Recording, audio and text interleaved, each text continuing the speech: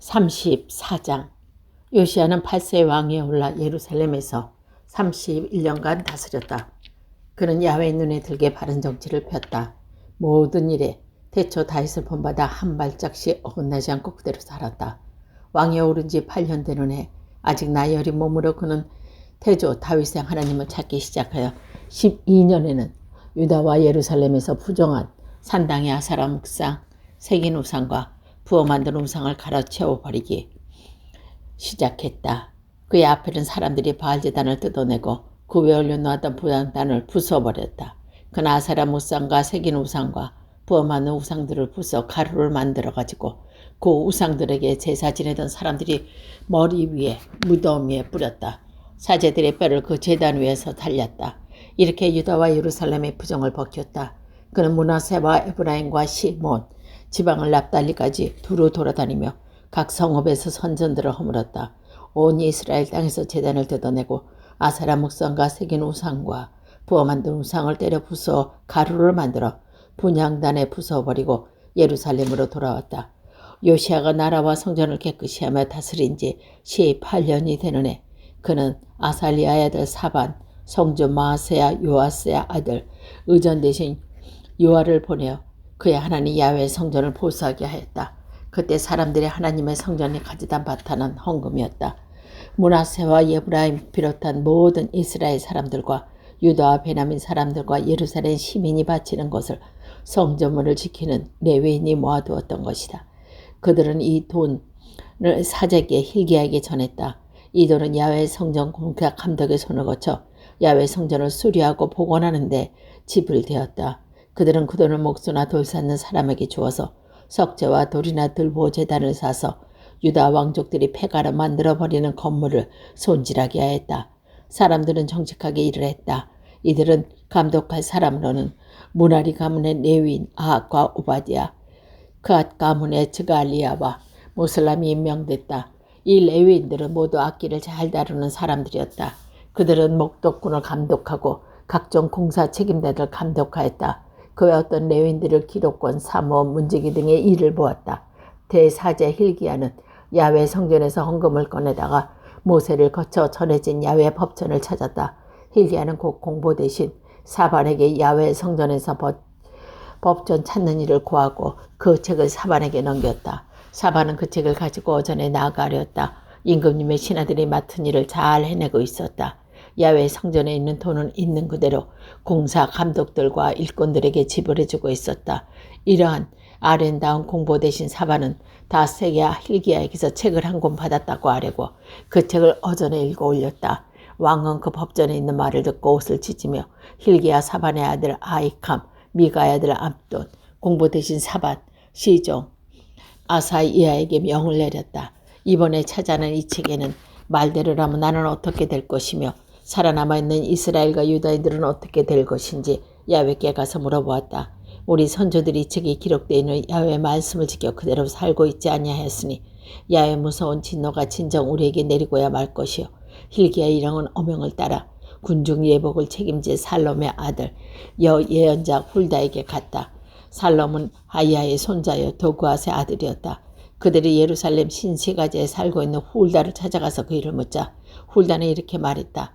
그대들을 나에게 보내신 그분에게 가서 이스라엘 하나님 야훼의 말씀이라고 하며 이렇게 전하시오. 나 야훼가 선언한다. 나 이제 이곳에 여기에 사는 사람들에게 양화를 내리리라. 유다 왕 앞에서 읽은 그 책이 기록되어 있는 재앙을 내리리라. 그들이 나를 저버리고 손으로 만든 세운 온갖 우상에게 제물을 살라바쳐 나의 속을 썩여주게 있기 때문에 아무도 끄지 못할 나의 진노가 이곳에 떨어질 것이다. 그리고 야훼의 뜻을 물어보라고 그대들에게 나에게 보낸 유다 왕에게 이렇게 말씀드리시오. 이스라엘의 하나님 나 야훼가 선언한다. 너는 나의 말을 받아들였다. 이곳과 여기에 사는 사람들이 내가 어떻게 하겠다고 말을 듣고 너는 눈앞이 캄캄해져서 하나님 앞에 무릎을 꿇었다. 이렇게 내 앞에서 무릎을 꿇고 옷을 찢으며 통곡하였으므로 나도 너희 말을 들어주기로 하였다. 나 야훼의 말이다. 들어라. 나는 너를 선조들이 있는 곳으로 데려가리라. 내가 이곳에 여기에 사는 사람들에게 내릴 앙화를 너는 하나도 보지 못하고 무사히 내 무덤에 묻힐 것이다. 그들은 왕에게 돌아가 그대로 아뢰었다. 왕은 유다와 예루살렘의 장로들을 함께 불러 모았다. 왕은 온 유다 국민들과 예루살렘 시민, 사제들과 레인들이 높고 낮은 백성을 모두 거느리고 야훼 성전으로 올라와 야훼 성전에서 찾은 언약 법전을 읽고 조목조목 다 들려주었다. 그런 후에 기둥이 있는 데로 올라가서 야훼를 따르며 마음을 다 기울이고 정성을 다 바쳐주신 계명과 훈령과 규정을 지키며 그 언약 법전에 있는 계약 조문대로 살기로 야훼와 계약을 맺었다. 그리고 예루살렘과 베냐민에 모인 모든 사람들에게 서약을 시켰다. 그리고 예루살렘 시민들은 그들의 선조들의 하나님과 맺은 언약대로 살게 되었다. 요시아는 이스라엘에 속한 전 지역에서 여건 우상들을 없애버리고 예루살렘에 사는 모든 사람들로 하여금 그들의 하나님 야훼를 섬기게 하였다. 그가 살아있는 동안 그들은 그들의 선조들의 하나님 야훼를 배신하지 않았다. 35장. 요시아는 예루살렘에서 야훼를 기리어 과월절을 지냈다. 과월절 제물을 잡는 것은 정월 14일이었다. 그는 사제들에게 일을 나누어 맡기고 야훼 성전 예배를 담당하여 올리도록 격려해 주었다. 또 온 이스라엘을 가르치려고 야훼께 깨끗이 몸바친 예위인들에게 이렇게 지시하였다. 거룩한 궤는 이스라엘 왕 다윗의 아들 솔로몬이 세운 성전에 안치하여라. 그것을 어깨에 메고 다니는 일은 그만하고 이제는 너희 하나님 야훼야 그의 백성 이스라엘을 섬기도록 하여라. 이스라엘 왕 다윗의 지시와 그의 아들 솔로몬의 지시를 따라 가문별 반별로 준비했다가 성소에 나가 규례를 가문의 갈례대로 따라 가문마다 한 번씩 맡아 나서거라. 그리고는 과월절 제물을 잡아 몸을 거룩하게 하여라. 또 야훼께서 모세를 시켜 내리신 말씀대로 동족에게 해줄 준비를 갖추어라. 그런 다음은 요시아는 백성들에게 돌아갈 과월절 제물로 양떼 가운데서 어린 순양과 새끼 염소 3만 마리, 황소 3천 마리를 내놓았다. 그것은 왕의 개인 재산에서 내놓은 것이다. 대신들도 백성과 사제들과 레인들에게 돌아갈 것을 지원해서 내놓았다. 또 하나님의 성전 대표자들인 힐기야와 즈가리야와 여이엘 사제를 몸으로 과월절 제물 2,600마리와 황소 300마리를 내놓았다.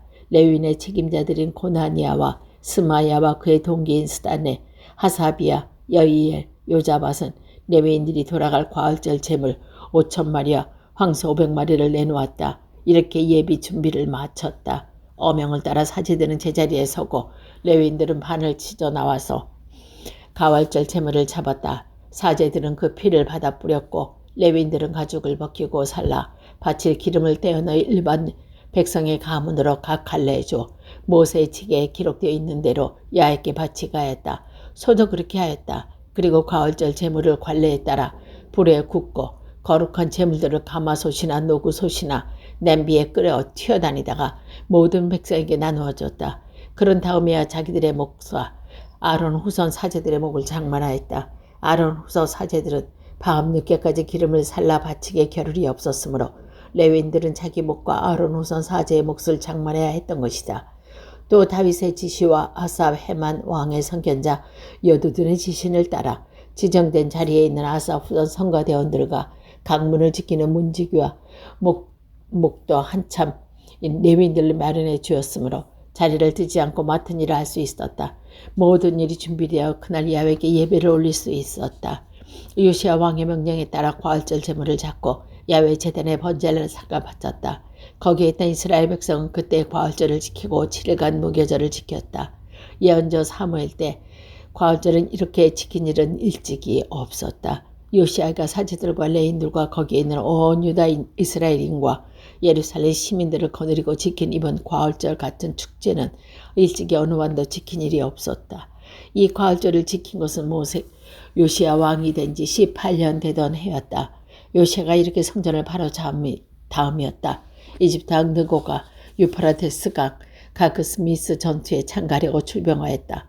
그를 막으려고 요시야가 출동하자 느고는 사절을 보내어 말을 전했다. 유다 왕이여 당신이 나와 무슨 관계가 있어? 나는 오늘 당신을 치러 온 것이 아니고 나와 싸움이 벌어질 왕실을 치러 가는 것이요. 어서 가라는 신의 명령을 받고 받는 길이요. 나와 함께 하시는 신의 손에 멸망하지 않았거든 길을 막지 마시오.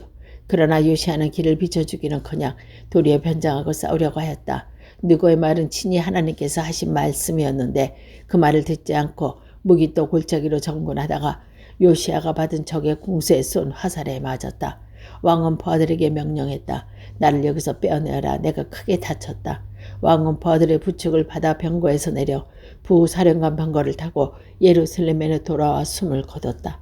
그는 온 유다와 예루살렘이 슬퍼하는 가운데 선저의 모지에 안장되었다. 예레미야는 요시야의 서거를 애도하는 조가를 지었고 남녀 성가대원들은 요시야의 서거를 기념할 때마다 그 조가를 불렀다. 오늘까지 그 노래를 부르는 것이 관례가 돼 있어. 그것은 조가집에 기록되어 있다. 야훼의 법전에 기록되어 있는 대로 충성스럽게 살아온 요시야의 나머지 역사, 그의 사정은 처음부터 끝까지 이스라엘과 유다의 왕족 실록에 기록되어 있다. 36장. 지방민으로 요시야의 아들 요아스가 뽑아 예루살렘에서 왕으로 모시어 부왕의 뒤를 잇게 하였다. 그는 23세의 왕위에 올라 예루살렘에서 3개월간 다스렸다. 이집트 왕은 그를 예루살렘에서 퇴위시키고 그 나라의 은 100달란트와 금 10달란트를 조공으로 바치게 하였다. 그리고 이집트 왕은 여호아스의 형 엘리야김을 유다의 예루살렘 왕으로 앉히고 그의 이름을 여호와킴으로 고치기로 하였다. 느고는 그의 동생 여호마하즈를 에집트로 끌고 갔다. 여호야킴은 25세 왕위에 올라 예루살렘에서 11년간 다스렸다. 그는 그의 하나님 야훼 눈에 거슬리게 그릇된 정치를 폈다. 바벨론 왕 느부갓네살이 쳐들어와서 그를 노사슬로 묶고 바벨론으로 끌려갔다. 느부갓네살은 야훼의 성전 그릇도 덜어 바벨론으로 빼앗아갔고 바벨론에 있는 자기의 궁궐에 두었다.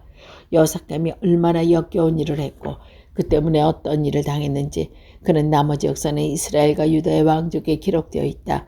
그의 아들 여호와긴이 그의 뒤에 왕위에 올랐다.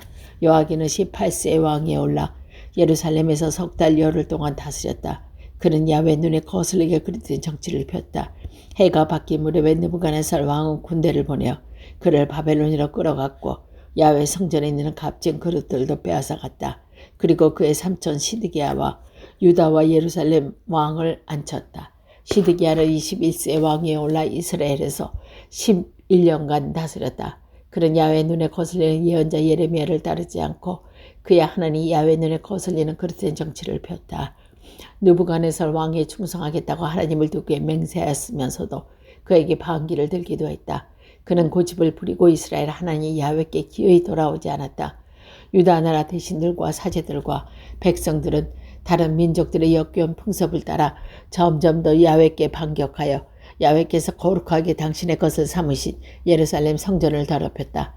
그들의 선조들은 하나님 야훼께서 당신의 백성과 당신께서 계실 그곳을 구원하실 뜻은 조사들을 보내고 경고했다.